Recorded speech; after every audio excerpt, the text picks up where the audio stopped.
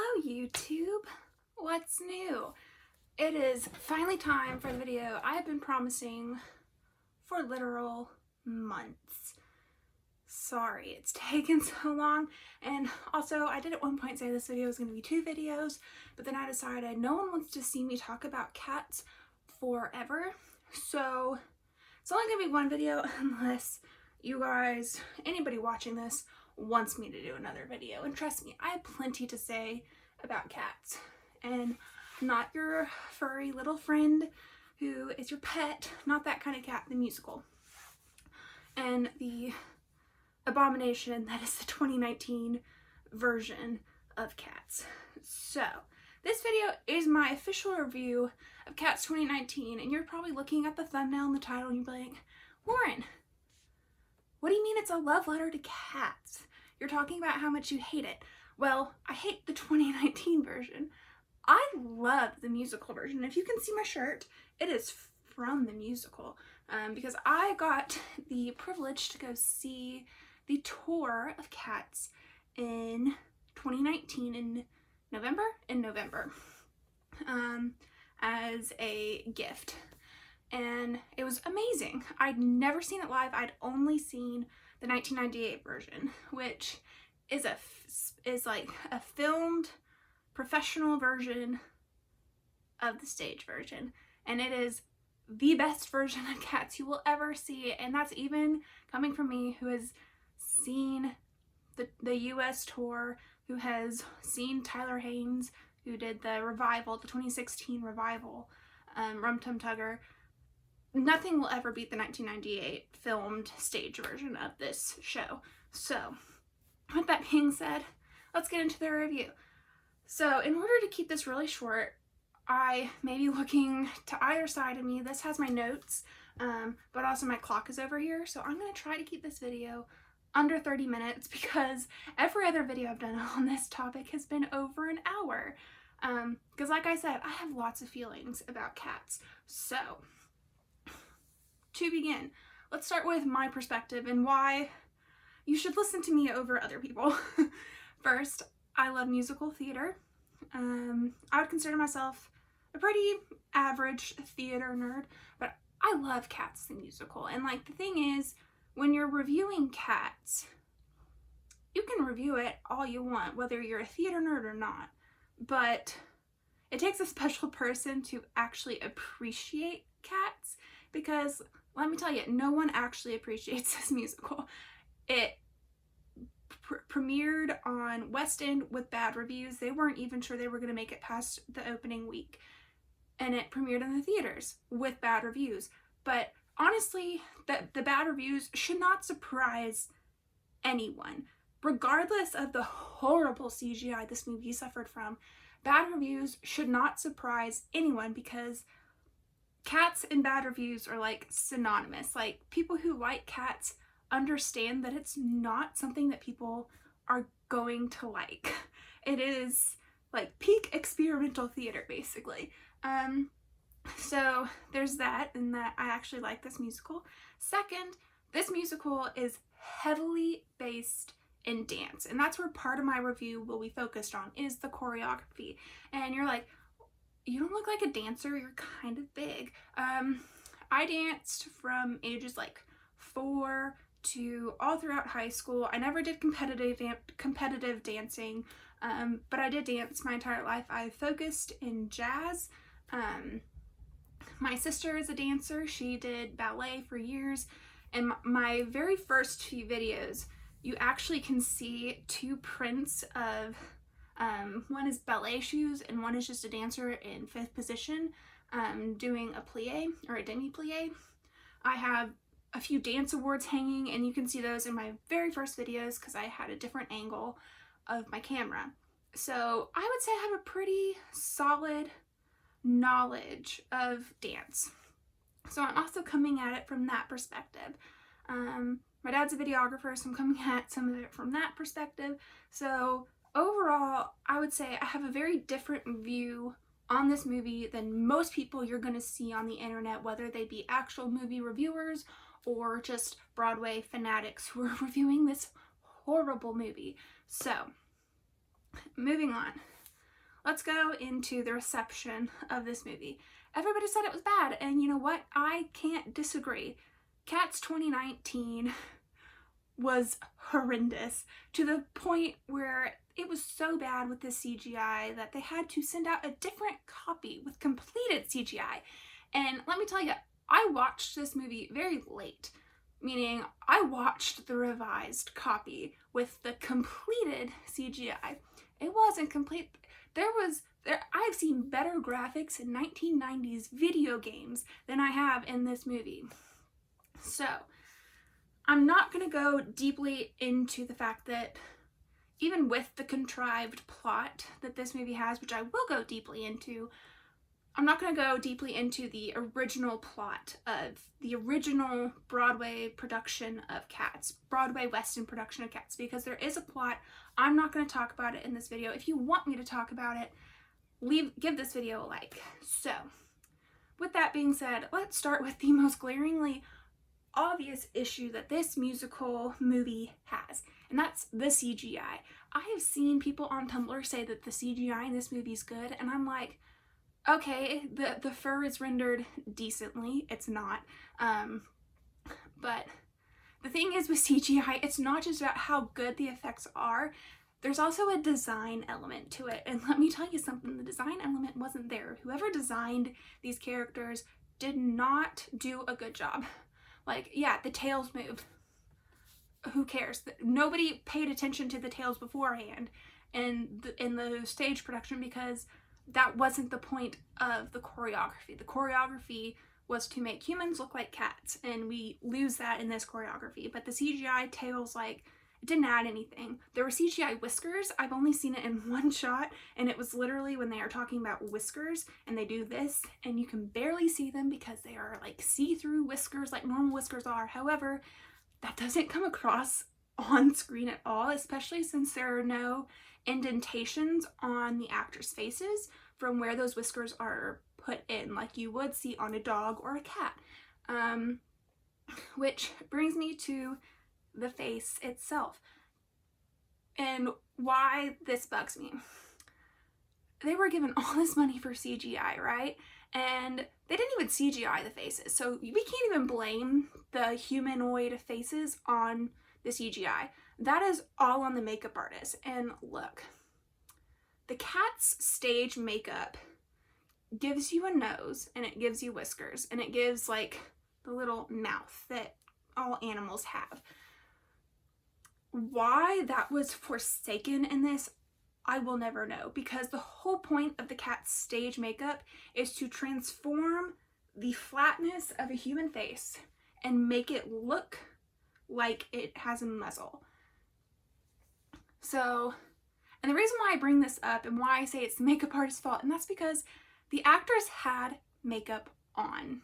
They had the cat makeup on, and yet we weren't given a nose or whiskers or the indentation of the mouth, and I don't understand why that decision was made, because honestly all it does is enhance the performances, because you can better see the facial expressions they're making when they are not in their close-up shots, which is a whole issue. So the fact that that was just forsaken is astonishing to me, because when you think of cat makeup, and I'm not talking about like Broadway Cats makeup, I'm talking about normal cat makeup. My computer fell asleep. But when you're talking about normal cat makeup, your first things that you draw are the nose, the mouth, and the whiskers. And then you add ears.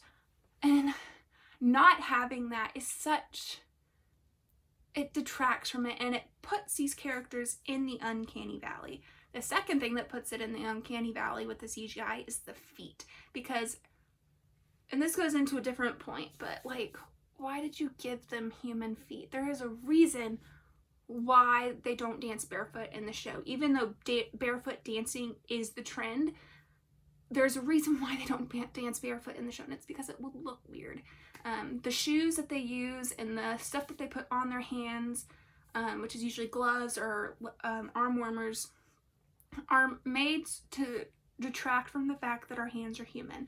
It's made to make it all look like it's cat paws. And not having that is bad, especially when the CGI isn't even rendered on half of the hands of the people, like, and that was in the fixed version. Also, I mentioned, like, I've seen better video game graphics. I have, because there's a moment in one of the very first numbers where the gray cat Munkustrap is helping the white cat Victoria off of a car, and he grabs her waist to help her slide down off of the car that they're dancing on. And his hand is firmly on her, but the CGI that is her coat is like moving like bad video game graphics, and it is very jarring. And I was like watching it, and I was like, what is with her coat? Because it's not it wasn't moving with her body, it wasn't moving with the same momentum as her body, but B, because his hand is there and you see that as like a solid thing, you could see the coat moving where his hand was solid. It was just weird. So yeah, like, all of that is bad. The costuming had so many bad decisions too, but this is about the CGI, and that's really all I can say about the CGI without going too much into detail. The other thing I will say is keeping the head shape was a bad idea. The whole reason the wigs in the show are built out the way they are from the back and the front is to mask the human head shape and to give that more triangular shape of a cat head, which we don't get. It looks like people are in really weird morph suits. So yeah. All right, let's go on to choreography and singing, and this is where I get the most like heated, besides the bad direction, which I will get to. And that's because in Cats you have to have a true triple threat actor. You have to have someone who can sing, who can dance, and who can act. So this movie didn't have that. What they did is a huge mistake in that they cast dancers and they cast singers, and none of them could act, and even the actors they cast didn't understand their characters enough to be able to do it. And the only exception I will give is Ian McKellen, and the only reason they cast him as Gus is because they wanted to redo what they did with the Gus from the 1998 version, but they made this one so much more boring, and I feel so bad that Ian McKellen was forced to do this. So let's talk about how the singers didn't really do that well. I'm gonna start with Jason Derulo.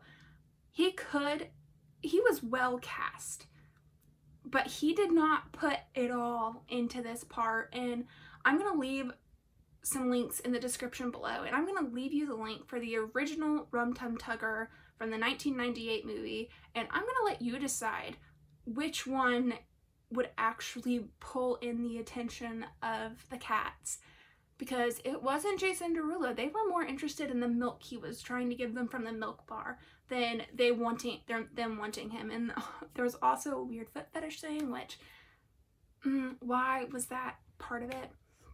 So yeah, the casting was bad, and I'll talk about this in the direction part with bad choices, but the casting was off. The next person I'm going to bring up is Taylor Swift. I'm not a fan of Taylor Swift, but she did not understand her character, and all she was cast for was to get butts in this seat, and guess what? That didn't work. So why didn't you just go to Broadway, find someone who actually understands these characters, and cast them in the main roles? Because the thing is, as many famous people were in this movie, no one cared, and everybody makes fun of it.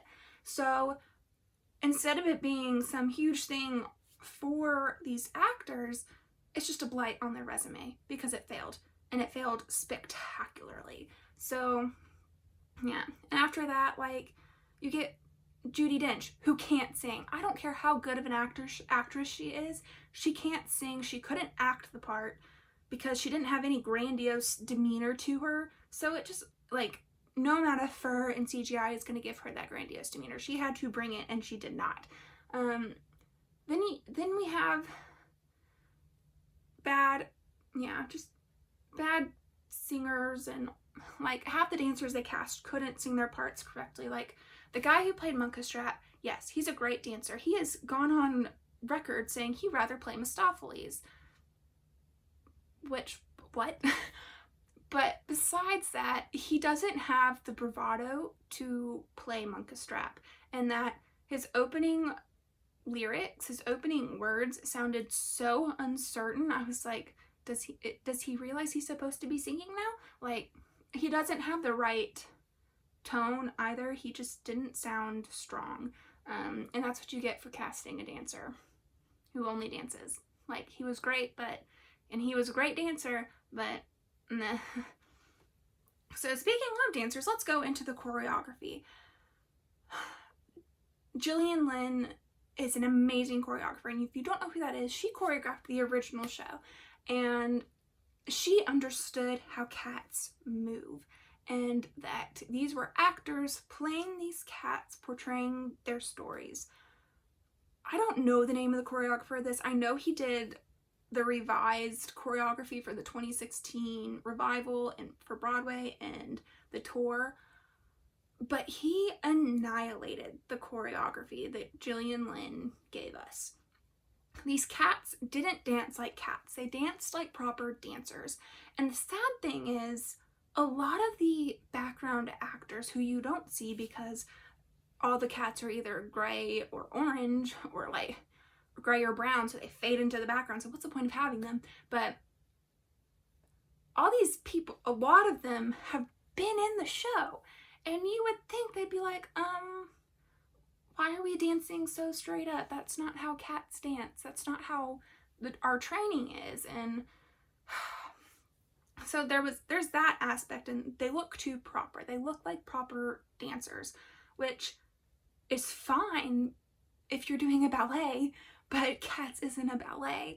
So there's that aspect. And then there's just some weird choreography moments, like with the Les Twins, who should have just been named the actual twins from the show, from the original show, and they weren't, which I thought was stupid. But they were hip-hop dancers. Cats has no hip-hop in it, and the one time they tried it, they don't like people to remember it, because if you know about hip-hop Tugger, then you know that that's a mistake. And this goes in with the weird costuming, and that these hip-hop cats had sneakers. None of the other cats really had shoes except for Bustopher Jones, but that makes sense because his song mentions white spats. And it made no sense. I felt so bad for them because they are clearly so talented, but their talent was wasted because they're doing hip-hop in a musical that has no room for hip-hop. Other bad choreography things, and the thing that I noticed the most, and one of the biggest dancing numbers, besides the fact that we didn't get to actually see much of it because of bad direction, thanks Tom Hooper, the choreography didn't match with the beats of the music. And typically that would be fine. In a ballet, that's fine. The Sugar Plum Fairy, Balanchine's Sugar Plum Fairy, dances on the downbeats because it requires you to listen more and it makes you think she's more floating. But when it doesn't happen in this musical, because it's jazz, it looks like they're off time. They're not in time and in sync with the music. And I noticed that, and it was very jarring because I know what I'm expecting from the choreography, but I know what I'm expecting from the sound of the music, and to not hear them do stuff to the beats of the music in a jazz number, it just didn't work, and it wasn't congruent, and it not to mention, this choreographer isn't Balanchine, so he shouldn't be trying to choreograph a ballet. So, let's go on to direction and talk about all the bad choices that Tom Hooper made. So, Tom Hooper is known for doing Les Mis, and he messed up Les Mis by cutting out scenes and adding in songs, and guess what? That happened here. So let's start easy. Bad cinematography. Tom Hooper knows nothing about how to film dance, because the thing is with dance, you want to use close-ups sparingly, because looking at a dance from a wide angle allows you to see all the nuances and allows your eye to follow things. But he forces your eye, and it's bad. It's like just bad, because there's one moment where cats are chasing away Grisabella in the big Jellicle Ball number, and that moment is like 10 seconds of time that we could be watching the actual dancing that's going on. But instead we get 10 seconds of cats chasing Grisabella for no reason, because let me tell you, in the actual show, the cats chase Grisabella for less than a second. It catches your eye very quickly, and then you're right back into the main action of the dancing. And we don't get any of that because Tom Hooper does not know how to film dance. He does not, like, there's a reason why dance is performed on stage, because you get to see that wide angle. You get to see everything that the choreographer is envisioning. And when you're cutting in close to every single character, or all the main characters at least, because all the extra characters, like, they shouldn't have even been in the movie for real. Like, they had no point. When you're cutting in close to all of them, and when you're doing all these swooping shots, you lose whatever vision the choreographer had. You lose why this musical is a dancing musical.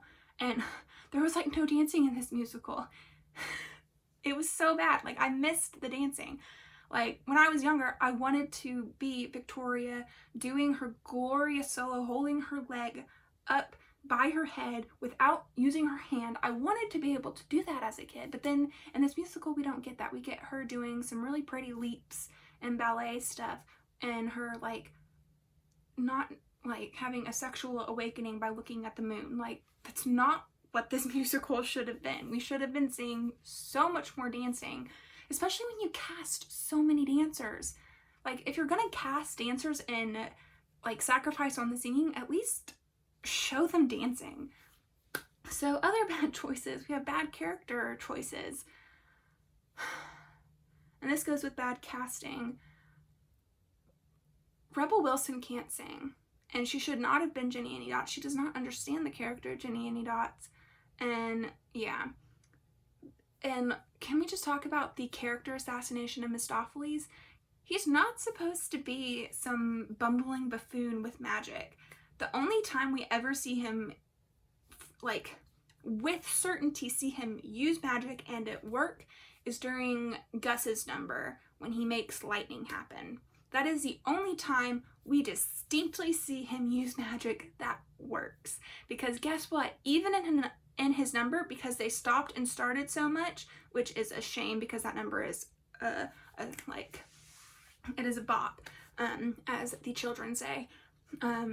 Because that number stopped and started so much, and we don't actually see his magic be the cause for old Deuteronomy to appear, we don't know if he can actually do that. So, like, they build him up for this whole number with starting and stopping, so it ruins the flow of the number. Jason Derulo suddenly appears after his one song, and the one time you want him to sing, he doesn't. It's just like, why? It was so bad. And that's just one character, and there were so many others that they ruined. So, next let's go into songs that they cut and songs that they kept. They cut quite a few songs that I don't think they should have, and they kept weird portions of songs. Like, Girl Tiger's Last Stand is supposed to be a play within a play, and the fact that we only get, like, one song of it, and it's to show that he's, like, some cartoonish villain lackey, I don't know. But with that, let's go to the plot really briefly. The plot of this movie is cartoonish because they spelled everything out for you. And when I say it's cartoonish, I mean, you know who the big bad is immediately. In the stage show, all you know is his name. Like, the stage show does a villain correctly, and this movie doesn't. It cartoonizes it. It makes him a cartoon character. I mean, we've all seen the meme of Idris Elba and his, like, little hat thing, and Jerry from Tom and Jerry doing the same thing, which, that's not what T.S. Eliot wanted. He didn't want his characters and his cats and his poems to become a cartoon, and that's what this movie did. And it wasn't the fact that Disney originally wanted the roles, the rights. It was the fact that he didn't want his poems to be taken as a joke, which is what he meant by cartoons. And that's what this is. I mean, there are moments with the CGI where Rebel Wilson is zipping off her coat, and because it's like a skin-tight coat thing, and it falls in a weird way, it looks like it is literally from a cartoon, which is exactly what T.S. Eliot did not want. And then we have Idris Elba trying to grab on to get to the Heaviside Layer, and then he's falling. Another cartoon moment, which is exactly what T.S. Eliot didn't want. It's like Andrew Lloyd Webber kind of forgot the conversation that he had with T.S. Eliot's wife about how he and she didn't want their poems to be turned into this, and voila, look what we got. So, yeah. So, let's talk about the audience stand-in next, which is Victoria.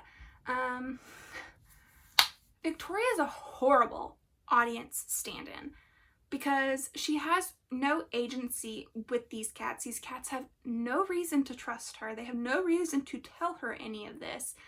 And yet, they trust her by the end because she's like, well, Mr. Mistopheles knows magic. And why do they have any reason to believe what she says? She is an outsider to them. Honestly, none of these cats seem like they actually care about each other because all of their cats that are going to be chosen disappear and they show no fear. Like, they don't care that the cats are disappearing until literally Old Deuteronomy disappears. Like, these cats don't care about each other, which is really sad because in the original, they do. They have interpersonal relationships. But Victoria is such a horrible audience stand-in, and coupled with that is the horrible, horrible song that Taylor Swift and Andrew Lloyd Webber wrote. And Taylor Swift wrote the lyrics, so I'm going to blame a lot of this on her. It's petty. Granted, all of her songs are petty, and like I said, I'm not a fan of Taylor Swift, but all of her songs are pretty petty if you listen to them, because she doesn't like to take any blame for herself. And that is exactly what this song is. And it's sung to the character that wants empathy. And I'm going to leave a video in the description below that describes the difference between sympathy and empathy. And what Victoria's song is the ultimate sympathy card, and it is awful. Because what the song says is, I had a bad life, but at least you had a good one, so don't complain. That is essentially what this beautiful ghosts song is. And that's a horrible message, especially from a cat that isn't accepted by any of these other cats either. Like, why is she the one singing that? She has no agency with these cats. Like, why would Grisabella want to listen to a cat that has no reason to connect with any of the other cats? She was such a bad choice. And that leads me into breaking the rules that were set for the movie with the audience agent. So the audience stand-in is Victoria. However, at the end of the movie, there's a fourth wall break. In the original show, there's fourth wall breaks all over the place. Like, the cats go into the audience and dance with them. However, that is set from the very beginning, where the questions they are asking in the opening song, like "Are you blind when you're born?" are being asked directly to the audience. In fact, they even call out the audience and saying, "There's a man over there," with a look of surprise, as much as to say, well, now how about that? They literally break the fourth wall from the beginning, so at the end, when the song that breaks the fourth wall that tells you a cat is not a dog, when that song happens, it's not weird. In this, it is super weird, not just because it's breaking the fourth wall and you're not expecting it, because shouldn't it be sung to Victoria? Because she's the audience stand-in? But also, what is with the close-up on James Judi Dench for like the entire number? That was so uncomfortable to watch. Other rules that were broken were the cats having to sing their own song for being picked or whatever, which is a horrible plot point, but the cats had to sing their own song. So, like, why then do all the cats sing Skimbleshank's song? Do all the cat, like, why? Why? So, yeah. That, breaking those rules really bugs me. And even then, even if the cat sings their own song, they may not be up for picks, you know? Because Jason Derulo sings Rum Tum Tugger's song. He doesn't even stick around long enough, like, to even be considered. And if they're supposed to sing their own song, why is Bomb Ballerina singing the song about Macavity? Like, honor your own rules that you set, your own arbitrary rules that you set, because the thing is, the reason why these songs work in the original is because they're not the characters singing songs to, like, boost themselves up to be chosen. No, these are cats, like, suggesting, well, I think it could be this, because they're answering their own question of who could it be? Well, it could be this person, it could be this person, you know? And yeah, that doesn't happen. So the last thing I'm going to do is I'm going to go back to cinematography really quickly, and then I'm going to talk about proportion. And that's why I'm going to talk about cinematography really quickly, because proportion in this movie is all over the place.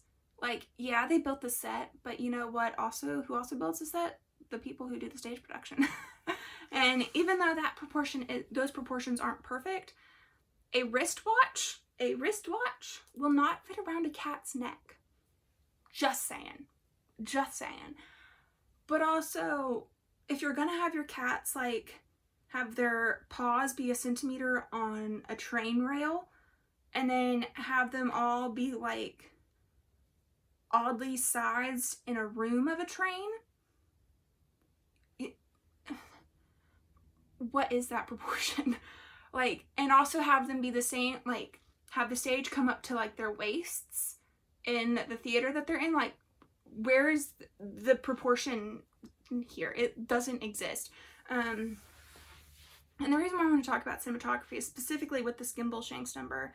There's a weird cut when they're dancing on the train tracks where it, like, cuts to a wide shot of all the cats together, but you can barely see them. So I'm wondering why even do that. Like, why'd you have to leave the stage itself? Because, like, the ballroom thing that they were in with the stage, it worked really well. And it had the potential to work really well and give you that feeling of the Broadway production. But then Tom Hooper went and ruined it and took you out of that, like, 80 billion times for no reason. So to wrap things up, I want to talk about some things that I did like. I really enjoyed the tap dancing in Skimbleshanks' number. That's probably the only choreography that I actually liked. And the reason I liked it is because of the sounds it created. His tap dancing sounded like train tracks, and Skimbleshanks is the railway cat. And I really liked that. And also, the guy that plays Skimbleshanks, I'm going to leave a video of him dancing the Mad Hatter in Royal Opera House's Alice in Wonderland, is an amazing tap dancer. He's an amazing dancer. And so I'm a little bit biased to that because he's very talented, but also at the same time, like, his tap dancing compared to the tap dancing cockroaches, is that what they were? And Jenny Anydots' number is, like, leagues apart, because you can't hear all the taps clearly in Jenny Anydots' number, which, if you know anything about tap dancing, you know that's not what you want to happen. So yeah, I really liked how we got to see the reality of Bustopher Jones a bit, because in the production, in the original production, he's very portly, he's a very stately cat, like, everybody really respects him, but this number, it actually tells you, but the way they did it, it kind of gives you a real life perspective that he's not being invited into these clubs, he's totally digging around in the trash, but it's because of how he holds himself that people respect him. So I like that we get to see the reality. That's an unpopular opinion, but you know, I'm full of those. I liked the one funny joke in this movie. There was one funny one, and guess what? It wasn't delivered by either of the comedians playing the funny cats, as they like to say, or the fat cats. Because all fat people have to be the butt of the joke, right? Lord, there's so many issues with that. But the one funny joke was actually delivered by Monkstrap. Granted, it was to Rebel Wilson, but still, it wasn't delivered by Rebel Wilson. So I like that one joke. I don't even remember what it was. All I know it was dealing with Rum Tum Tugger. And the last thing I'm going to say is I really liked the jazzier version of Mungo Jerry and Rumpleteazer. I've heard a lot of people complain about it and how it wasn't the normal version that they know. And that's because it is the original West End version of the number. And it is a more serious number. The only downside to it is we don't get to see the glorious choreography because it's all acted out. And Victoria is there for some reason, because in the original show, their song is them making fun of the fact that they made all the cats disappear because all the cats thought they were McCavity. And we don't get that. We get Victoria with them instead. So it ruins like seeing their camaraderie together. So yeah, that's about everything I had in a very short version. So yeah, any video that I alluded to or mentioned, I'm going to try to link down below. I'm also going to link the Corridor Crew, their reaction to bad CGI with cats specifically, because they explain why the CGI is so bad. So yeah, if you have any questions, if you want to see more about cats, you can comment down below. You can like the video. I will be doing a video about Newsies and why I don't like the Broadway version of Newsies soon. So if you want to see that, like the video. Leave a comment down below if you want to like discuss anything. If you want me to do another video about cats, I gladly will. I have lots more to say. And if you want to see more content like this, you can subscribe and you'll be notified when I upload next. Be warned, I do upload law school stuff as well. So yeah, that's all I got for you. I hope you have a great day, afternoon, night, whenever you're watching this, and I will see y'all later. Bye!